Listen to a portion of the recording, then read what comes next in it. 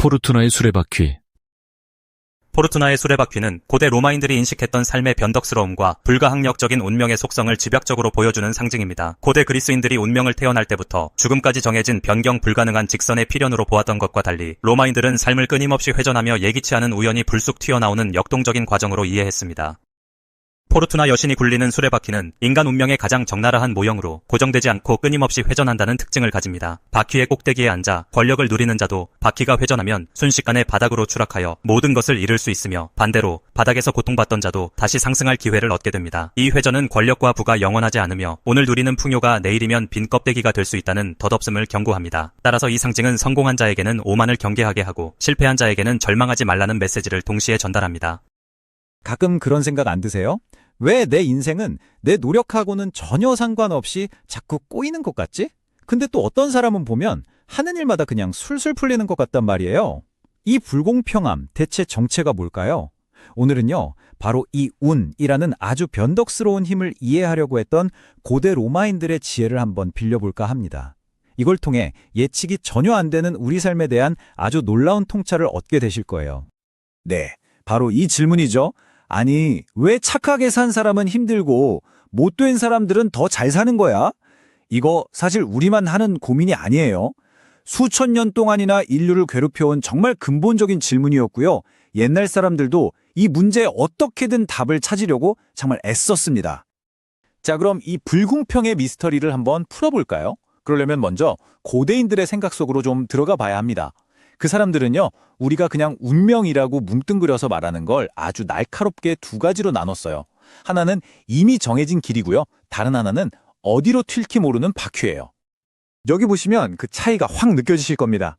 왼쪽의 그리스 사람들은 운명을 모이라이라고 불렀는데 이건 뭐랄까, 딱 정해진 고속도로 같은 거예요. 피할 수가 없는 숙명이죠. 근데 오른쪽의 로마 사람들은 좀 달랐어요. 포르투나라는 여신이 돌리는 예측이 전혀 안 되는 수레바퀴. 그러니까 무작위로 찾아오는 행운에 훨씬 더 집중했다는 거죠.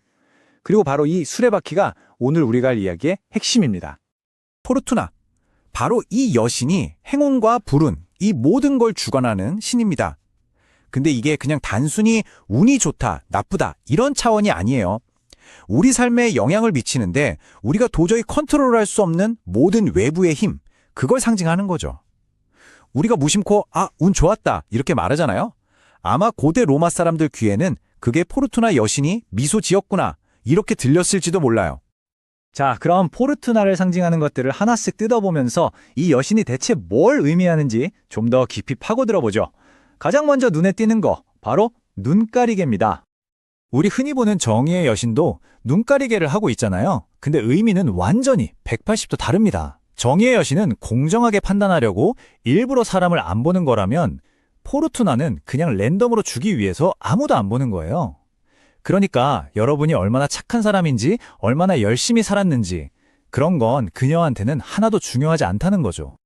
그러니까 핵심이 뭐냐면요. 포르투나의 눈가리개는 왜 착한 사람한테 나쁜 일이 생길까라는 질문에 대한 고대인들의 좀 서늘한 대답 같은 거예요. 이 세상은 우리가 기대하는 것처럼 착한 일 하면 복 받고 나쁜 짓 하면 벌 받는 그런 도덕적인 공식대로 돌아가지 않는다는 거죠. 행운은 그냥 무작위로 뿌려지는 것뿐입니다. 자, 이제 두 번째 상징으로 넘어가 볼까요? 바로 배의 방향을 정하는 조타용 키입니다. 이건 우리가 내 인생의 주인은 나라고 믿는 그 생각을 아주 정면으로 흔들어 버립니다. 우리는 다들 인생이라는 배의 선장이 나 자신이라고 믿고 싶어 하죠. 내가 키를 꽉 잡고 원하는 방향으로 가고 있다고. 하지만 포르투나는 뒤에서 이렇게 속삭이는 거예요. 그 배 진짜 방향 정하는 키는 사실 내가 쥐고 있는데? 이건 결국 우리의 노력이나 의지만으로는 어쩔 수 없는 거대한 외부의 힘이 있다는 뜻이죠. 그럼 그 거대한 힘이라는 게 뭘까요? 바로 이런 것들이에요. 갑자기 터지는 경제 위기라든가 전혀 예상치 못한 기회, 아니면 시대의 큰 흐름, 혹은 어떤 사람과의 우연한 만남 같은 거요. 이 생각은 우리한테 정말 중요한 교훈을 줍니다. 뭐냐면 내 성공이 전부 다 내 덕이 아니듯이 다른 사람의 실패도 전부 그 사람 탓이라고만 할 수는 없다는 그런 겸손함을 가르쳐주는 거죠. 자, 이제 드디어 포르투나 하면 딱 떠오르는 가장 유명한 상징이 나옵니다. 바로 끊임없이 돌아가는 수레바퀴예요. 이건 우리의 모든 상황이 그저 일시적이라는 걸 보여주는 아주 강력한 상징이죠. 여기 그림을 좀 보세요. 포르투나가 한 손에는 코르노코피아, 그러니까 풍요의 뿔을 들고 선물을 마구 쏟아내고 있죠. 엄청난 부와 성공을 줄 수 있다는 뜻이에요. 하지만 진짜 중요한 건 그녀의 발밑입니다. 단단한 땅이 아니라 계속해서 뱅글뱅글 도는 불안정한 수레바퀴 위에 서 있잖아요. 이게 뭘 의미하겠어요? 그녀가 주는 모든 좋은 것들은 결국 일시적이라는 아주 강력한 암시인 거죠. 이 운명의 수레바퀴에는 인생의 4단계가 그려져 있어요. 자, 한번 따라가 볼까요? 바퀴가 위로 올라가기 시작하면 희망에 차서 외치죠. 나는 왕이 될 것이다. 그리고 마침내 꼭대기에 딱 올라서면 내가 바로 왕이다 하면서 최고의 순간을 맛봅니다. 하지만 이 바퀴는 절대 멈추지 않아요. 이제 내려갈 일만 남았죠. 나도 한때는 왕이었는데 하다가 결국 바닥으로 굴러 떨어져서 나에겐 이제 아무것도 없어 하고 절망하게 됩니다.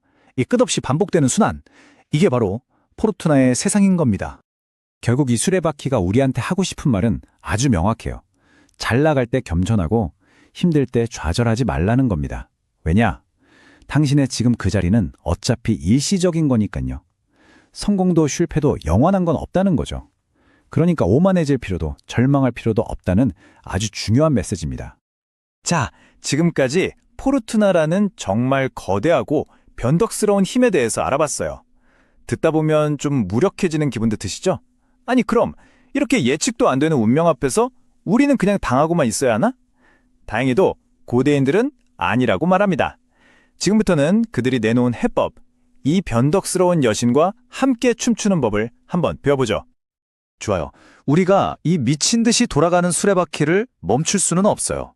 그렇다면 우리는 대체 뭘 할 수 있을까요? 바로 이 질문에 대한 답을 이제부터 찾아보겠습니다. 그 해답의 실마리는 고대 스토아 철학자들이 쥐고 있었습니다. 이 사람들은 정말 실용적인 조언을 했어요. 뭐냐면 포르투나가 지배하는 저 바깥 세상을 바꾸려고 애쓰지 말라는 거예요. 대신에 우리가 유일하게 통제할 수 있는 단 하나, 바로 어떤 일이 벌어졌을 때 내가 어떻게 반응할 것인가, 여기에 모든 에너지를 쏟으라는 거죠. 바로 이 화면이 스토아 철학의 핵심을 딱 보여줍니다. 자, 원쪽부터 볼까요? 포르투나가 줬다 뺏었다 하는 것들 있죠? 건강, 돈, 명예, 그리고 저 수레바퀴가 돌아가는 것 자체, 이건 전부 우리 힘으로 어쩔 수 없는 영역이에요. 하지만 오른쪽으로 한번 보세요. 그 상황에 내가 어떻게 반응하는지, 내면의 힘을 잃지 않는 것, 겸손함을 유지하는 것, 품위를 지키는 것, 이건 전부 온전히 우리 통제 안에 있다는 겁니다. 수레바퀴를 멈추게 할 수는 없어도 그 위에서 넘어지지 않고 균형 잡는 법은 배울 수 있다는 얘기죠. 오늘 내용이 좀 많았는데 만약 딱 한 문장만 기억하셔야 한다면 바로 이겁니다. 수레바퀴는 언제나 돌고 있다. 그리고 그 위에 있는 당신의 자리는 잠깐 머무는 곳일 뿐이다. 이 서늘한 진실을 그냥 받아들이는 것, 거기서부터 모든 게 시작됩니다. 그래서 마지막으로 여러분께 이 질문을 던지면서 마무리하고 싶습니다. 이 고대의 지혜를 이제 마음에 품으셨으니 여러분의 인생이라는 수레바퀴가 다음에 또 한번 굴러갈 때 여러분은 어떻게 그 위에서 항해를 계속해 나가시겠습니까? 그게 꼭대기를 향하는 순간이든 아니면 바닥으로 떨어지는 순간이든 말이죠. 포르투나의 수레바퀴 위에서의 삶은 거친 파도 위에서 서핑을 하는 것과 같습니다. 파도가 언제, 얼마나 높게 칠지는 서퍼가 결정할 수 없습니다. 하지만 파도가 높이 솟아오를 때 자만하지 않고 균형을 잡거나 파도 아래로 곤두박질 칠 때 물살에 휩쓸리지 않고 다시 보드에 오를 준비를 하는 태도는 온전히 서퍼의 몫인 것과 같습니다.